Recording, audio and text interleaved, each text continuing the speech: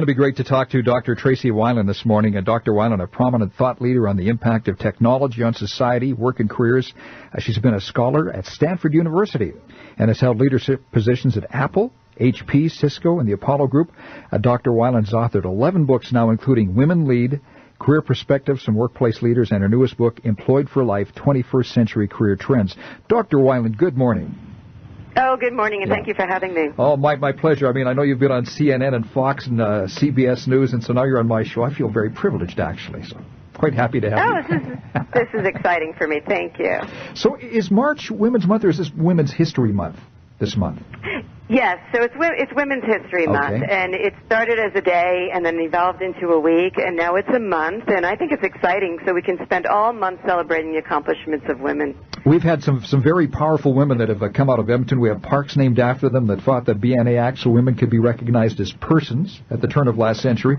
And I asked you yesterday, our listeners, give me a woman in history that's really impacted your life. And, you know, it's amazing, Dr. Wilen, that the vast majority of them were still a mom or a grandma that meant a lot to them, it seems. So, yeah. Actually, you know, I did in one of my research studies, that was one of our findings, is that where we asked women who were their number one role model, and we expected they would come up with either a political figure or an entertainment figure or, someone in the news a lot.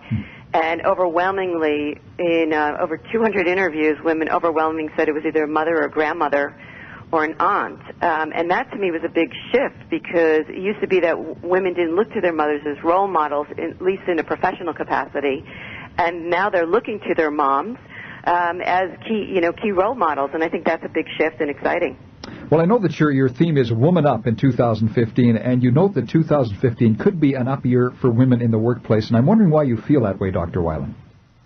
Well, I think that there's a lot of things that, number one, women are in the news a lot more than in previous years, and I think that will continue. And I think they're in the news for a lot of reasons, whether it's, the political side, whether it's the entrepreneurial side, whether it's the corporate side.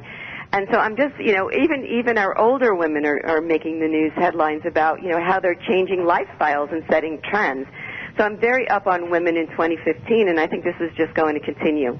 I think back to the Oscars just a couple of weeks ago, and it was Patricia Arquette who used the stage to make a plea for equal pay, and got a rousing ovation. So there's still a ways to go, I guess, in 2015, isn't there?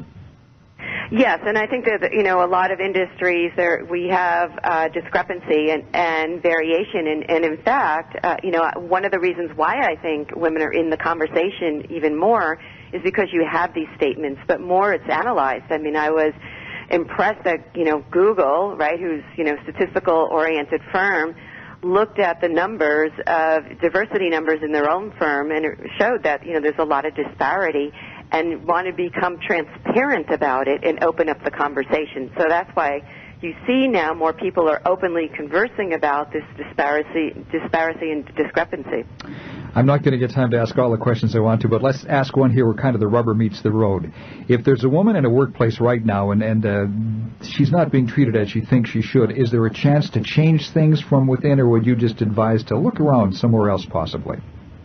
I think, if when you're working, you always look for the opportunities inside, right? Because it's low risk and it's safe, right? You know the environment, and let's face it, you're working. So I think you need to look inside your firm and say, is there another part of the firm, or is there something that proactively I can do to improve my situation?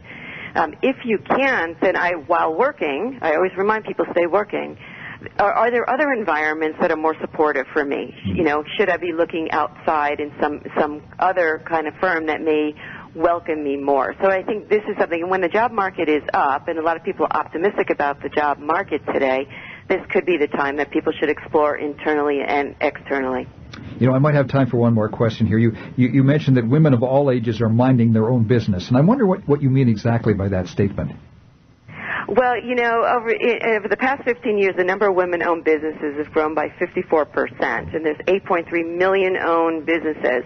Women are responsible for trillions of dollars, like $1.3 trillion of business. So women are saying, okay, the opportunities are here. I can own my own business, and women are. And that's the difference about today than in the past. Technology has enabled all of us to be able to own and operate businesses, transact international currency. I call it the eBay effect. than in the past. And funding is becoming more and more accessible through crowdfunding sites like Kickstarter and Indiegogo. So women are just grabbing onto this and saying, here's another venue for my career.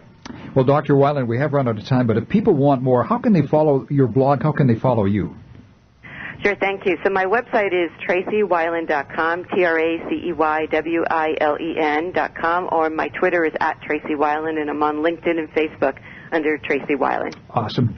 Dr. Wilen, thank you so much for your time. Thank you.